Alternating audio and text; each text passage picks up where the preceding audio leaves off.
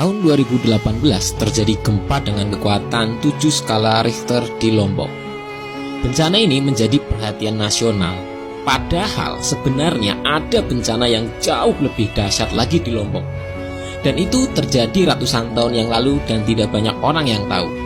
Bencana tersebut tertulis dalam Daun Lontar Babat Lombok. Kejadian tersebut menjadi cerita turun-temurun dan sebagian masih menjadi misteri. Sampai akhirnya tahun 2013 misteri tersebut mulai terkuak.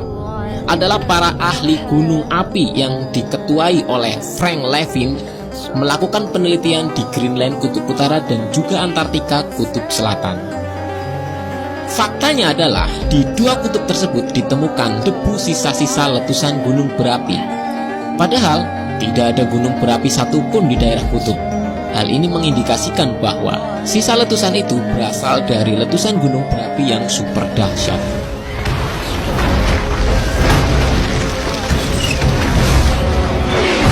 Pada mulanya ada 3 gunung yang menjadi tersangka dari letusan dahsyat tersebut, yaitu Okataina di Selandia Baru, El Chichon, Meksiko,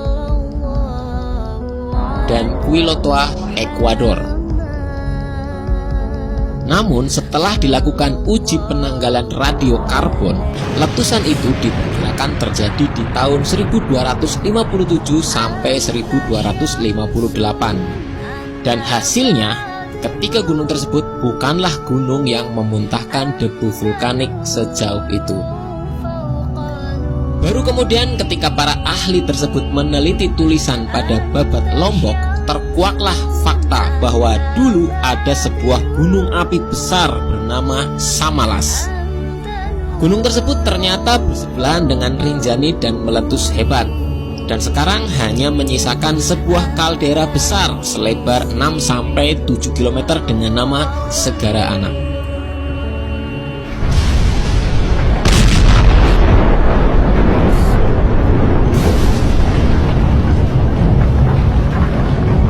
Dalam Babat Lombok disebutkan Samalas hancur dan Rinjani longsor. Oleh karenanya, orang sekarang hanya mengenal Rinjani tanpa tahu keberadaan Samalas. Apalagi peradaban Lombok waktu itu hampir musnah seluruhnya. Pamatan. Ini berarti dulunya perkampungan. Perkampungan yang ada di Daun Lontar disebutkan sebagai kampung Pamatan. Nah, ini tertutup oleh letusan setinggi ini. Sehingga hampir tidak ada saksi mata yang hidup untuk mengisahkan kejadian tersebut. Kini hanya jejak-jejak letusan yang menjadi bukti kedahsyatan letusan Samalas.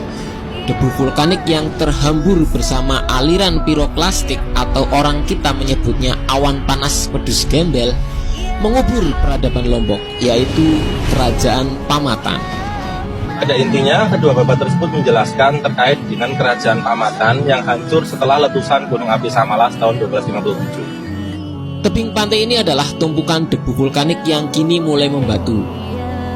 Usia batuannya masih sangat muda. Kalau diperkirakan berapa umurnya? Kalau Rinjani kan abad 13, jadi ya kira-kira 700 tahun.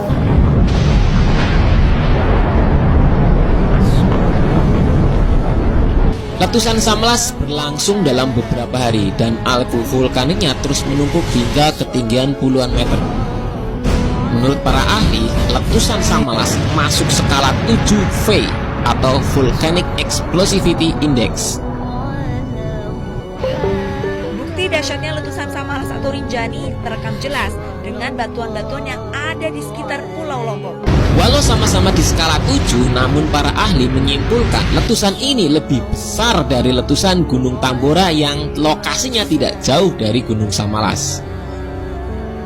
Gunung api purba Rinjani atau Samalas meletus pada abad ke-13. Diperkirakan letusan Rinjani purba mengalahkan Tambora dan Krakatau. Abu vulkanik dari letusan Samalas diperkirakan menjulang tinggi ke angkasa sejauh 43 km. Letusan Gunung Sinabung dan Merapi saja yang tercatat hanya setinggi 3-5 km. Sama seperti Tambora, letusan Gunung Samalas mengakibatkan kerusakan iklim.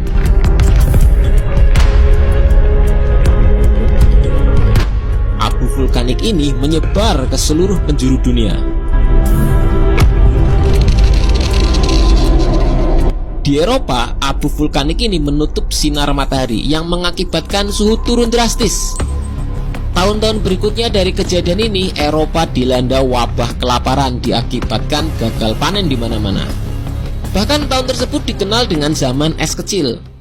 Kejadian ini diperkuat dari para arkeolog Inggris dengan penemuannya berupa ribuan kerangka manusia dalam kuburan massal di London. Kini, Samalas mulai bangkit kembali. Ialah Gunung Barujari yang tumbuh di tengah-tengah jejak kaldera Samalas. Gunung ini sudah terlihat lebih aktif ketimbang saudara tuanya yaitu Rinjani. Oleh karenanya ada yang menyebut Gunung Samalas sebagai Gunung Rinjani Tua.